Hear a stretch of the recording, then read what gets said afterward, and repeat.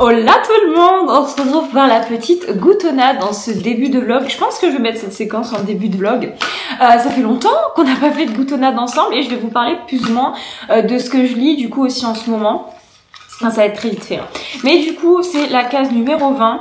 Il n'y a plus de thé dans la boîte étant donné que je l'ai fait. J'ai fait tout le petit pot pour mettre dans mon ma petite gourde pour aller travailler. Mais c'est un thé vert d'après ce que j'ai vu.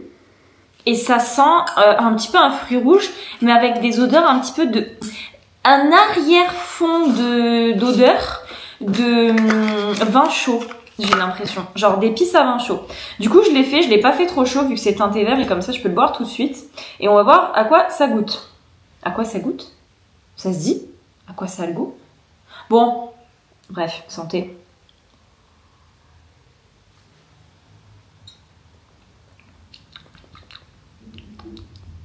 Ça n'a pas du tout le goût des épices que je sentais. Mais honnêtement, ça n'a pas vraiment de goût non plus.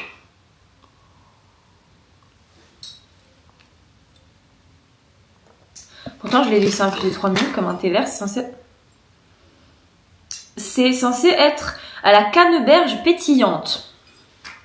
Écoutez, je ne sens absolument rien. Je ne sens absolument aucune odeur. On va aller voir ce que dit David Sti, mais honnêtement, je sens pas de goût. Vous voyez pas? Ça m'énerve quand ça fait ça, quand ça y est pas. Bon, du coup, ça a vraiment pas trop de goût. Donc cette goutonnade est un fail. Mais du coup, qu'est-ce que je suis en train de lire? Je me suis lancée dans... honnêtement, je savais pas quoi lire. Je voulais reprendre un petit peu la lecture en anglais. Et vu que là, on approche de la fin des Vlogmas, je voulais lire Zodiac Academy, le tome 3. Du coup, je me suis lancée dans Zodiac Academy, le tome 3. Je l'ai lu pas mal sur mon téléphone. Et je sais que ça va me prendre du temps en fait. C'est pour ça que chaque fois je repousse le fait de lire des livres en anglais parce qu'en fait ça me prend beaucoup plus de temps que un livre en français et j'avance pas. Et moi j'aime pas ne pas avancer, j'aime bien quand je lis super vite. Mais bon, malheureusement voilà. Donc du coup j'en suis actuellement à 8%. C'est pour ça que je vous dis j'aime pas ne pas avancer. Donc je suis à 8%. C'est écrit sur mon application Kindle que normalement je devrais lire en 14 heures. Mais du coup, au niveau de ce tome, en fait, on est au début du tome où il s'est passé le truc, genre à la fin du tome 2, la bataille avec les nymphes et tout ça. Et en gros, Tori a sauvé Darius et Darcy a sauvé Orion et il s'est passé un petit truc. Et genre là, ils sont au début de tome en mode, elles sont en mode non, y a rien qui s'est passé, non, on veut rien savoir, il s'est rien passé et tout ça. Et genre, c'est trop mignon, genre du côté de Darcy et de Orion, parce qu'elle est en mode oh là là, je sais que ça se repassera pas, c'était un one shot et tout. Lui il se dit pareil, mais on sent bien que les deux ils ont envie et tout, et des moments trop gênants parce que du coup bah ils sont en cours ensemble puisque c'est son prof, donc lui il est en mode genre je fais comme si de rien, elle est grave gênée et tout. Et donc par contre ils reviennent pas dessus hein, du côté de Tori et Darius, c'est comme si vraiment zéro s'était passé. Du coup, je finis rapide et du coup, donc eux, ils reviennent vraiment pas dessus. Et par contre, genre Caleb, il cherche Tori de ouf et genre elle est en mode non, mais je veux pas de lui, mais on voit qu'elle le trouve quand même sexy. Et du coup, je m'en suis arrêtée à là, du coup, à ce moment-là, parce que du coup, Tori est la source de Caleb, donc Caleb qui est un vampire et tout. Et du coup, ils ont passé un pacte à la fin du tome 2, comme quoi, au lieu qu'ils viennent la mordre directement, genre ils vont faire un jeu comme quoi elle va se faire chasser par lui, puis mordre. Comment vous dire? Que du coup, la première scène, c'est juste, il se mord et tout. Mais il lui dit, ouais, viens ce soir me retrouver dans ma chambre et tout. Donc, comment vous dire que je sens que ça va partir en sucette? Ça va partir en sucette. Je viens de m'installer tranquillou bilou sur mon lit pour vous parler rapidement de mes pires lectures de l'année. Alors, quand je dis pire lecture, vraiment, enfin... c'est un petit peu beaucoup exagéré puisque honnêtement j'ai pas lu des livres horribles hein. J'ai presque lu aucun livre où vraiment je me suis dit j'ai mis 1 étoile ou 2 étoiles ou même ouais peut-être 3 étoiles, mais c'est des livres où tout simplement je dis bon ok c'est pas pour moi. Mais je trouve qu'avec les années, en fait, on arrive de mieux en mieux à voir quel style de livre nous convient le mieux et les livres à laisser de côté, on va dire. Donc du coup, il y en a quand même eu 5 dont je voulais vous parler. Des livres qui m'ont déçu, on va dire, plus que des mauvaises lectures, mais des livres qui m'ont déçu. Mais oui, bon, techniquement, c'est pas des livres horribles, mais c'est mes pires lectures, hein, techniquement, puisque j'ai pas eu énormément de mauvaises lectures. Le premier, il s'agit de Savage Lands, le tome 2. Donc c'est une saga qui est énormément appréciée. On en est maintenant au tome 6 ou 7 en anglais. Donc c'est une saga, je dirais dystopique, puisque en fait on est dans notre monde. Mais en fait c'est un monde qui est divisé en deux. Donc le monde des humains et le monde des fées. Et en fait chacun sait que les autres existent. En fait on va suivre notre jeune fille donc qui a été adoptée par le roi.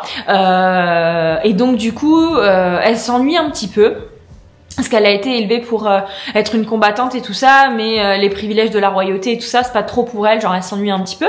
Et on va baisser la caméra sinon on voit plus, voilà.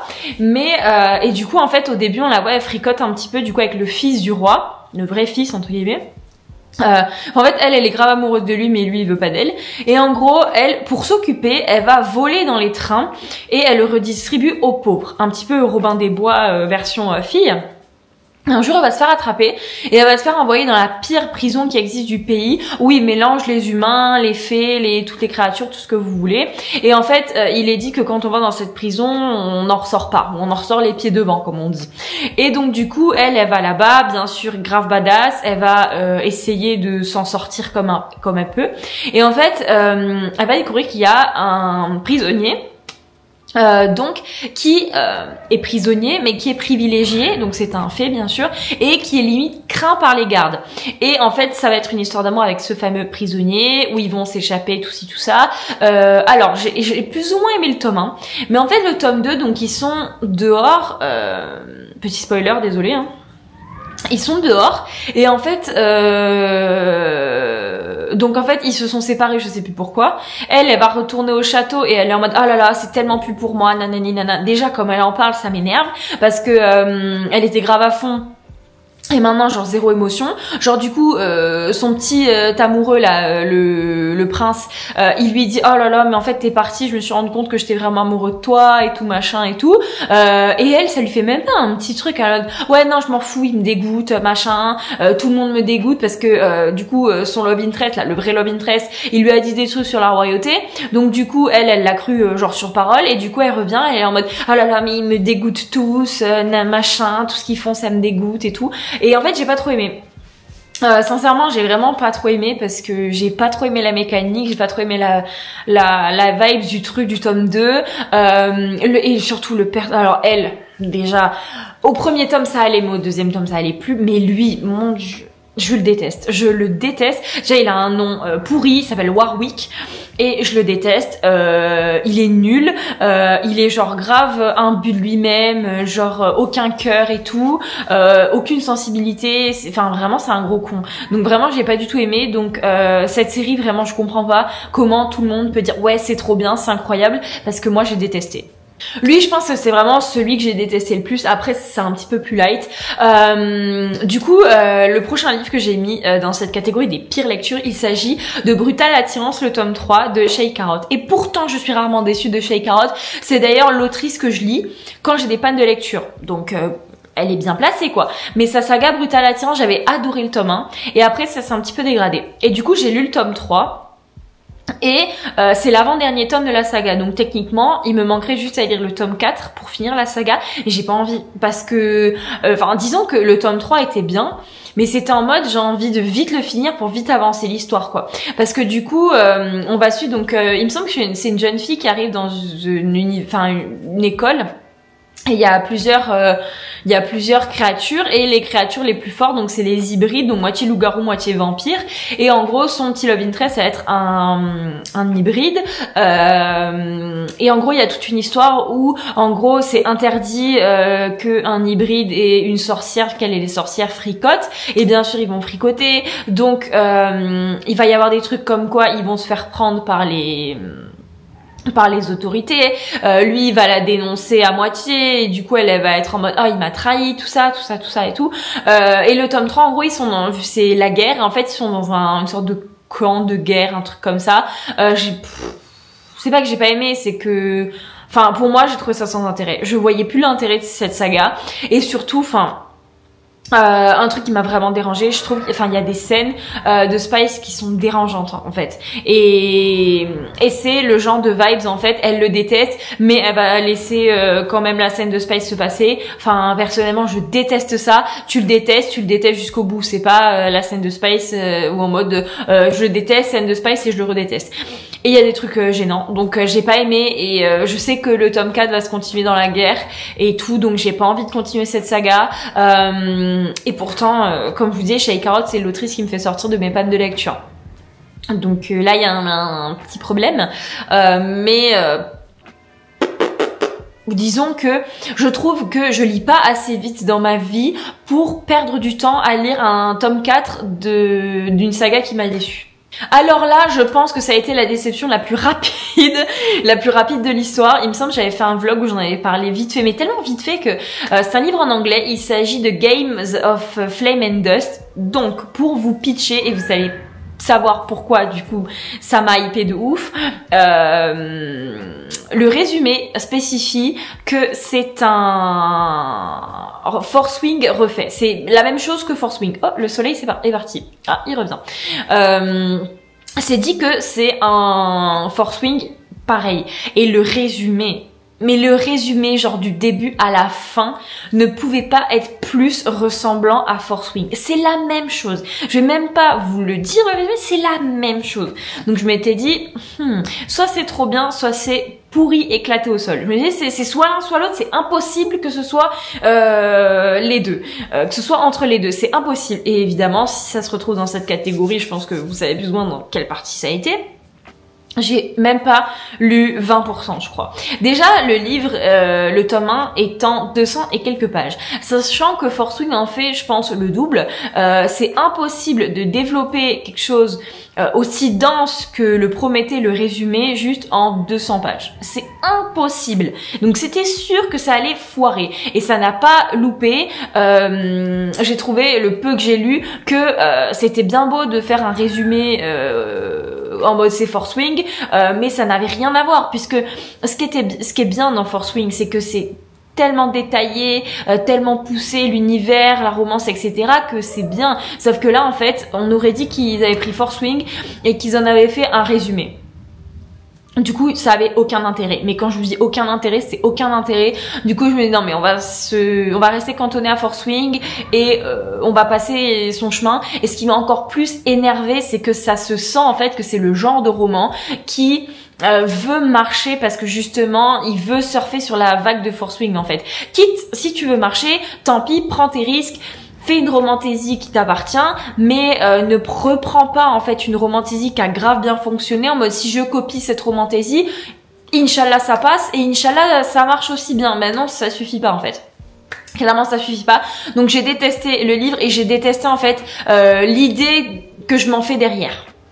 Et les deux derniers livres, c'est quand même des livres que j'ai aimés. Du coup, l'avant-dernier, il s'agit du tome 2 de Accords corrompus. Donc le tome 1, donc c'était Rêve de glace. En fait, c'est une romantaisie sans romance. Du coup, c'est une fantaisie. Voilà. Et en gros, j'avais énormément aimé le tome 1 puisqu'on suivait une jeune fille, donc qui était la princesse, donc la fille de la reine du royaume du feu. Et donc c'est un univers où il y a un royaume du feu, un royaume de glace. Et donc c'est une fille qui avait tout le temps un voile sur son visage et personne à part sa mère, je crois, n'a vu son visage. Même elle a jamais eu le droit de voir son visage. Et du coup, pour faire gros, en fait, elle va aller dans le royaume de l'hiver, found family et tout ça, donc ça c'est trop bien. Et en fait, tout le long du roman, du premier tome en tout cas, c'est pourquoi elle a ce voile, c'est quoi le mystère derrière et tout ça. Pour vous spoiler, sans trop vous spoiler, le mystère de pourquoi elle a le voile est dévoilé au tome 1. Et on est en mode, oh, mais ça va foutre la pagaille en gros, si elle se rebelle, si elle décide de désobéir à sa mère, d'enlever son voile, ça va mettre la pagaille dans tous les royaumes de partout. Et en fait, je m'étais dit, je vais me tenter le tome 2 puisque c'est bien quand même, malgré le fait qu'il n'y ait pas de romance et que à mes yeux, il y avait le cadre parfait pour qu'il y ait de la romance. Je m'étais dit, je vais quand même lire le tome 2. Sauf que le tome 2, on pousse pas dans ce sens. Juste, elle va être dans des villages, dans un village, avec dans une sorte d'arène de combattants, et vu qu'elle sait grave se battre, elle va combattre.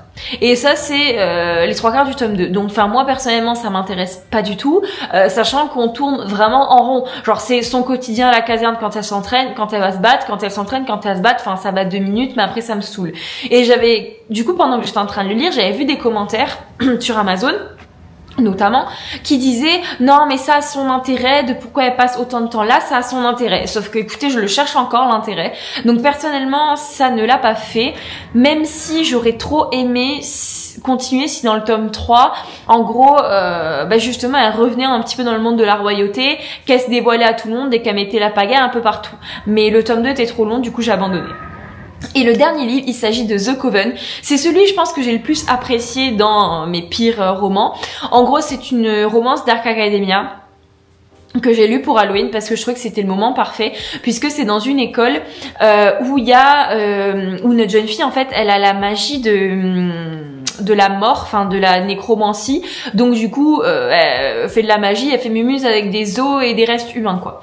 Et en gros c'est une histoire avec sa famille, que y a des ossements de sa famille qu'il faut qu'elle utilise pour faire un rituel, débloquer un truc et tout ça, tout ça. Honnêtement, j'ai un petit peu perdu le fil, mais je m'étais dit c'est trop bien, nécromancie et tout, ça va être trop bien.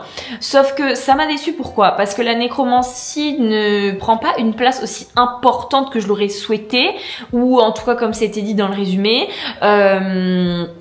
Il y a une romance avec un prof, bon honnêtement ça m'a pas vraiment marqué puisque à l'heure actuelle je ne m'en souviens pas, et surtout la fin est bizarre, mais pas bizarre dans le sens où on est dans le monde de la nécromancie donc c'est bizarre dans le bon sens, mais en fait ce livre je le voyais partout en fait, et comme beaucoup de livres avec des hypes, c'est un livre que j'avais vu partout.